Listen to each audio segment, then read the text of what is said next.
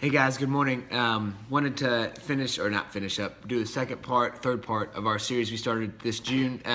If you look back, you'll see that part one we talked about was really what's our model for giving. So this whole 4-week series is sort of about what we give of ourselves, of our time, of our money, of our talents, how we do that. But really, if you look at week one, the answer was why should we? Why should we even give it all? And the model we have for giving is of Christ and what Christ did for us in humility, and what Christ did for us in his dying on the cross. That's sort of the perfect example of somebody giving all of themselves to the glory of God and for God's purposes and for the gospel.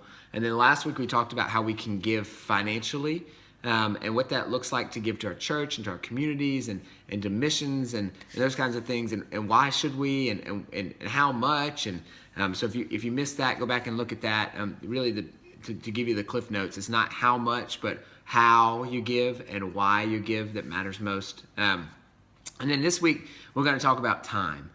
And so what I want to talk about with time is that we can give our money all day long, but God has given us, we talked about this last week, that all things are God's in the earth, including the number of days we have, the number of hours we have in a day, the length of our life.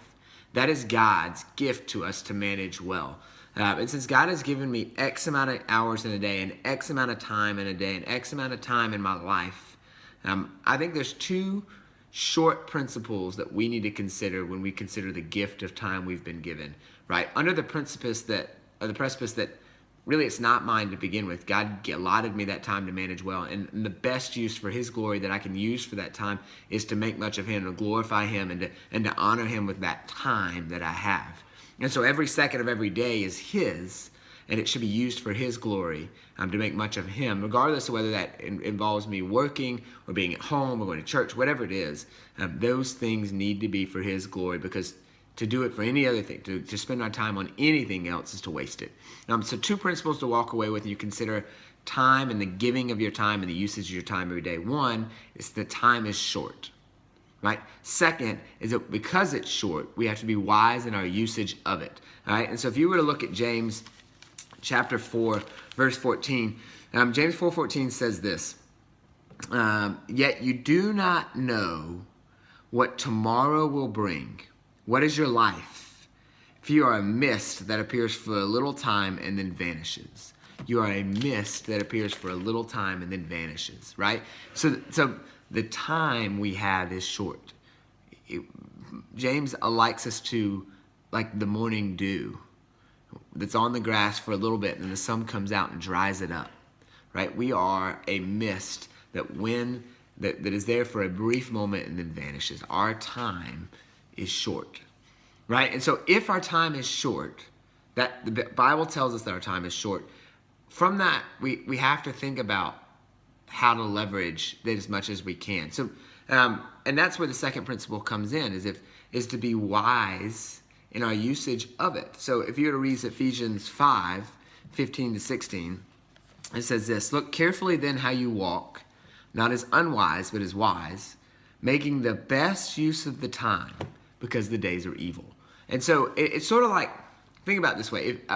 This is a great story. Sorry, random offshoot.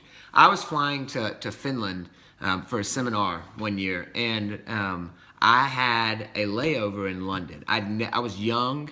I'd never been to London. I mean, this was years ago. I was newly married, no kids. Right? I'd never been to London, and I was flying by myself. And so I landed in London. I landed at 8 a.m. My flight out for Finland did not leave the next morning until like 6 or 7 a.m.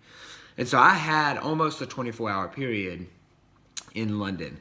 And I was jet lagged like crazy. I was trying to adjust to a time zone that then I was going to leave. But I hit the ground, and I'd never been to London. There were so many things I wanted to see. And so what I did was, Spencer, you have this amount of hours, and you got to make the best use of it. And so I went to the hotel, I dropped off my bags. I couldn't check in yet because it was 8 o'clock in the morning. So I checked my bags with them. And then I got on a bike. They have these things you can pay to like rent a bike for the day. And I got on a bike and I rode got a map and rode my bike to every major thing. I saw the chapels. I saw the Tower of London. I saw Big Ben. I saw everything I wanted to see. I even caught a CrossFit gym and got to work out with a bunch of folks in class, taught them a little quick mini session on the jerk. Like, I hit everything. When I look back on that day, my first and to this day only time in London, I don't regret a second that I used.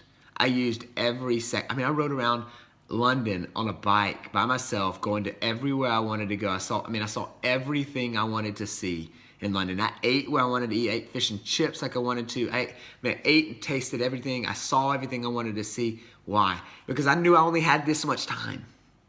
Right? Would I have acted that way if I thought I had this much time? No. If I thought I had a week in London, would I have acted that way? No. I knew I had less than 24 hours because I had to sleep at some point, right, to be in London. And so I used every second I had in that city to experience what I felt like was important for me to see, all the things I wanted to see, right? I wish that I could take that mentality and apply it to my life. That's the biblical weight here. We only have this much time. Can we use every second so that when I look back on our time here, I go, gosh, I didn't waste it. Man, I was wise in my usage. And when Christ instructs me, right, in Ephesians, when he talks about, man, make the most of it, not as wise, or not as unwise, but as wise. Can I look back on my life like I look back on that day in London and go, gosh, I did everything I could to make much of the Lord. I spent every second not wasting my life. Every second knowing that my time is short, leverage it, use it, right?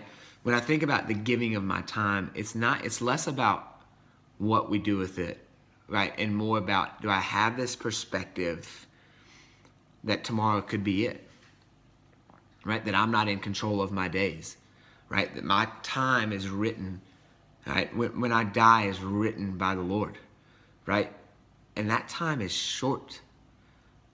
Use it, leverage it for the glory of God. How do I give of my time? It's with the perspective that I'm just a mist. This is how much time I have. Can I leverage every second of it to be for His glory? One of my old pastors says that when I lay my head down at night, I should feel like a rag wrung out for the gospel. There's not a drop left. Refill that rag at night and then wake up ready to wring it out again. Right? Do you lay down every night wrung out for the gospel and the way you serve your community, the way you serve your family, husbands, the way you serve your wife, right? Are you wrung out for the gospel because you've used every second of your short time, right? Giving to the glory of God in 1,000 ways, in your vocation, in your schools, in your gyms, your churches, your families. Are you looking at your time here like I looked at that 24 hours in London? Or you think you got more? Or you wasting it, right? Don't waste your time. It's short, right? And Christ calls us to be wise in our usage of it. Love you guys. See you next week.